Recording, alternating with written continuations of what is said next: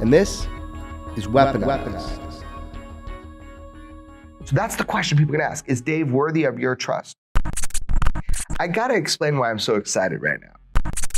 We can prove or disprove. It can be proved or disproved what Dave came across, what he stumbled upon, what was hard of him to be convinced of, even though we'd all like this to be true. He wants to know too. Yeah. Well, let's get into some of the things that he has said and some of the criticisms that have surfaced. One of the first ones is he's talking about hardware, exotic hardware made by non-humans that he learned about in the course of his own investigations. And yet he admits he never personally saw this stuff. He wasn't in a hangar where flying saucers are stored. So how does he know?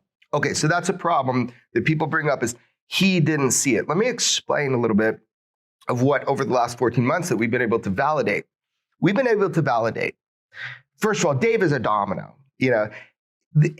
If the mechanisms of protection are in place, as they should be for someone like Dave, this is going to be a cascade of information, because I know for a fact that in classified settings, under oath, where they could acknowledge the names, the specific names of legacy reverse engineering of non-terrestrial craft programs were disclosed with individuals. And I'm going to say the word durationally, meaning not a month, not a week, not something like we've heard from like Bob Lazar back in the day, but we're talking years physically working with materials have come forward. And we've known this, it's so hard to keep this back, because we know it to be true. They have come forward and testified under oath in classified settings, program names, program locations, other things than just hardware, people directly involved.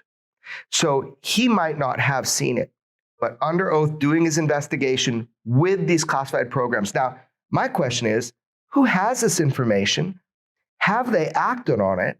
And if they've acted on it, how do they get away with parsing these strange words publicly when they make like Arrow, or Susan Goff, when they make some statement? Have you noticed that shenanigan? These weasel words, it's as if lawyers write this stuff, the statements that they make in response to whatever the UFO story du jour might be.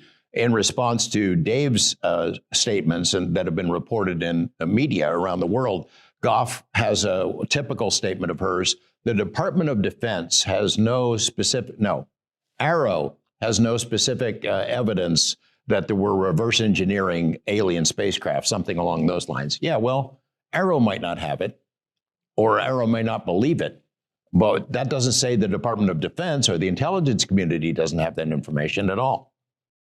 Words are so important. Discovered, verifiable, something like that. Yeah. Right. So here's the alien too. Right. Because extraterrestrial. Right. So here's a wild theory people will be throwing out once they get smartened up. Right. Which is that, like, what if there are secret programs that are filled with this information to make the people working on them think that these extraordinary technologies are other earthly as some sort of way to manipulate the narrative?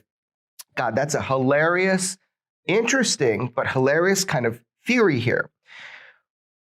We are in a moment in this whole thing where finally we have the right process in place and people need to trust it. Dave is the bullet test of the whistleblower protection rights. This is a presidential policy. This is how he went forward. When he came forward, Arrow did not exist. I can tell you, I know directly that Dr. Sean Kirkpatrick, is fully aware of the base understanding of what Dave Grusch brought forward, and that there are other people in those programs willing to talk. Now, my question is, and I've gotten different answers, would Dr. Kirkpatrick and his office have the authority, the need to know, maybe, but the authority to follow up on that concrete, hard evidence of physical locations of hardware and beyond storage facilities of these programs? Does he? Would he? Do they have the clearances to have access to the kind of information Dave has shared behind closed doors? I think the answer probably is no. Well, hold on. Clearances is one thing. There's two sides to the coin of intelligence. there's clearance and there's need to know. So the authority comes from need to know. Now, I would say they do have a need to know, but not everybody is convinced that Arrow is going to do the right thing because of these public statements. A lot of these dominoes, a lot of these people that have direct firsthand knowledge, why do they come to us? The majority of which people don't know publicly. Why do they do that? It's because they do not trust this process yet. But how Dave Grusch's account is going to be treated is going to pave the way for if things need to come to journalists or if they need to go through the official process. It would behoove the DOD to treat this properly and to stop whoever is trying to create these reprisal aspects on Mr. Grusch. I mean, we believe, and we have good reason to believe, that Dave has gone high up and has testified behind closed doors under oath to congressional committees and perhaps to other folks to tell the basic story. We believe he has also helped shepherd other people who have direct hands-on experience to tell that story as well. Does Sean Kirkpatrick and Arrow know about this? Sure he does. Yes, for a fact. Sure he does. He knows about it. He has made the same kind of weaselly statements that Susan Goff has made. Oh, well, we have seen no really verifiable information about ET reverse engineering stuff.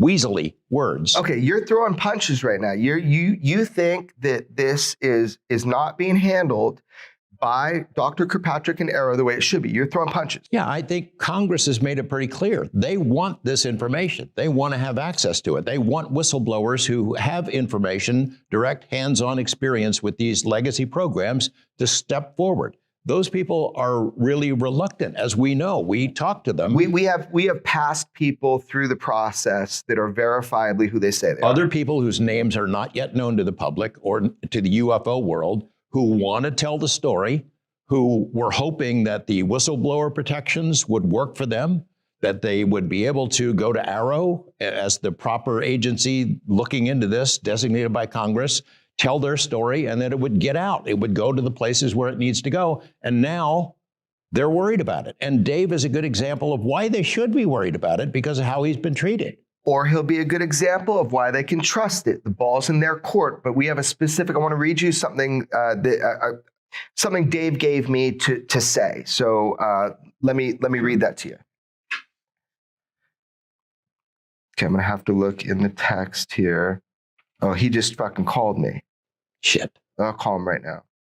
Full disclosure, I'm sitting here with George. Cool? Oh, okay, sure, yeah. So check it out, man.